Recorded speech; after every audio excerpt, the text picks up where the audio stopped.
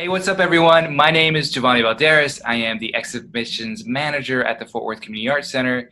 And today I'm joined by Ron Crouch, who's an amazing artist who's currently showing with us at the Fort Worth Community Arts Center.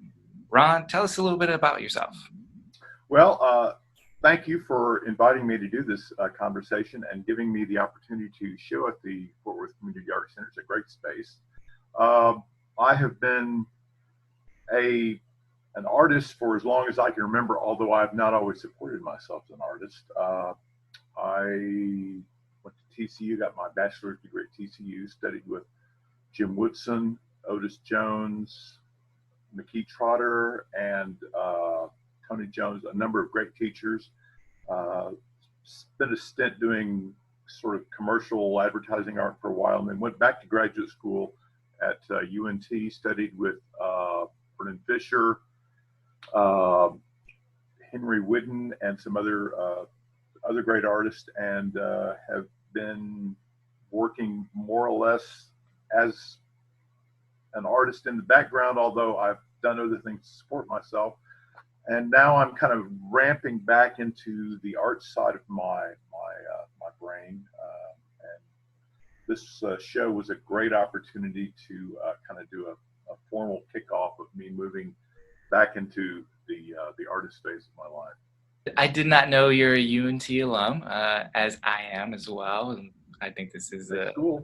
Yeah. whatever the hand Whatever they do, thing yeah. is. Yeah. So, when the viewer or whoever visits the gallery, they are seeing two different selections of work, one from years ago and then one today, and the show is called Then and Now. So could you kind of give us a brief overview of what your intention was behind that? Well, I have always used my family as a large part of my inspiration. I was a stay-at-home dad for about 10 years. During that period, we started our family, and quite a few of my paintings surrounded, my two sons who are now grown, and some of my favorite pieces from back then had to do with them. And so as I was looking, I thought it would be interesting to show them back when they were just young children, and now that they're grown men working, members of society and all that other stuff. And I still have a good relationship with them, and I still paint them all the time. And so it made sense to kind of do that as a before and after. So what is it that attracts you kind of to this kind of domesticity life, and your interest in painting that? Well, I've always been interested in sort of just physical settings, like just environments. And like I said, I was kind of the stay-at-home parent for about 10 years. And so that was what was around me. My wife worked, and I stayed at home. And so that was what I saw. And I just became increasingly kind of fascinated in that kind of that realm of, mundane, not necessarily sentimental, but just, the kind of the mundane aspects of being, of domestic life, and just it and all of its kind of permutations.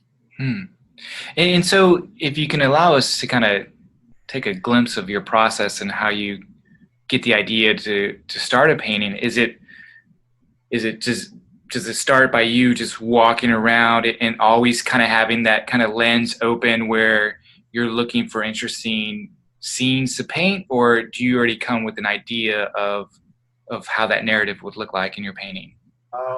I've kind of evolved over the years. I've, for the most part, always used, photographic references, which is, I think, pretty obvious.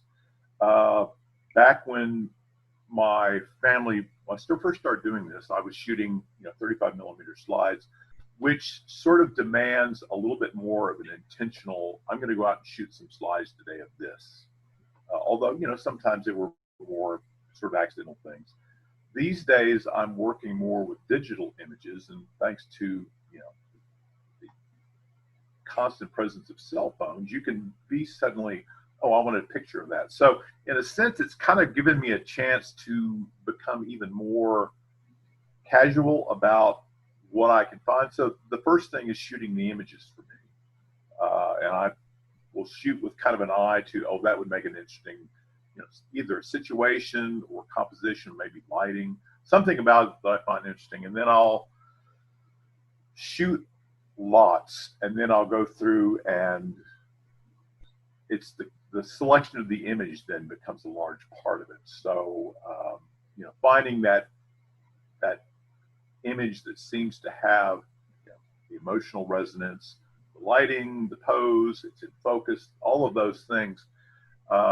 And I'll start kind of curating a collection of images that I want to work from. And work, project them and then work kind of from there. And sometimes as I'm working on something, I'll finish a piece and suddenly I'll think, well, that turned out in a way that I didn't really expect. So let me re-examine the pieces that I've kind of chosen, because there may be something that I wasn't thinking about that would be interesting, that I'll kind of make me reassess what I was going to be doing as my next piece. Oh, interesting. So how much is the final work, how different is it from the image, and how much, I guess, have you improvised into the painting? Someone told me years ago about the difference between photography and painting. Whereas a photograph is a slice of life, it's a slice of a moment. The process of turning it into a painting extends that moment out to the point where, instead of it being a moment, just because it takes a while to paint and then it evolves and your relationship to the image changes over the course of painting it, it stretches that moment out. A lot of times I'll find that my best paintings are the ones that don't turn out the way I thought they were going to. It seems like you've gotten a lot more fluid and loose with your painting style. And I think that's something that,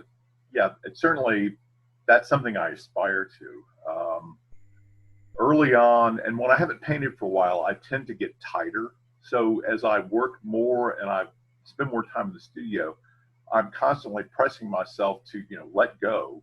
And instead of 5 brush strokes to capture something, 2, I would rather do that. It's the less, I don't want to sound lazy, but the less I can do and have it work, the happier I am. I think That is a good rule to live by, actually, because it's you can do so much more by merely suggesting something with a paint stroke. Exactly. Right. So, and, kind of in my mind, it's the viewer who ultimately finishes the work. And I may be the first viewer, but I'm not the last viewer. When you're looking at the older work, now that your sons have grown and they were so much of a focus in the earlier work, is there a lot of nostalgia connected to the work, and is it kind of melancholy for you and your family to kind of look at these, because here are these kind of memories that have been, for a lack of a better word, kind of buried in storage, and when you bring them all out, what is that rush of feeling like when you pull them out? I'm a pretty sentimental, nostalgic person. So looking at these, it was like reliving, a period of my life that is gone forever. I like where I am now, but that was such a wonderful period for me, being with my sons when they were young, and we had a lot of fun together, and we have a lot of fun now too. But it was a reminder of just what a good relationship I've been able to enjoy with my sons over the years. And a lot of that was because I was, when I was growing up, my father, typical, would shuffle off in the morning to work before I was up, and then he'd get home about 5, and so he'd come home and was exhausted. And my mother kind of carried a lot of the weight of raising us, and he would be there for kind of special things, like Boy Scouts and Indian God, just stuff that kind of the typical father would do. But he wasn't the one making me lunch, getting me ready for school and all that. And I really feel extremely lucky that I was able to experience being the stay-at-home parent. Well, Ron, thank you so much for sharing some of your insights on your work. Everyone, please go check out the show. I think it's fantastic. Ron, so before we head out, tell us how we can get a hold of you or follow you on social media.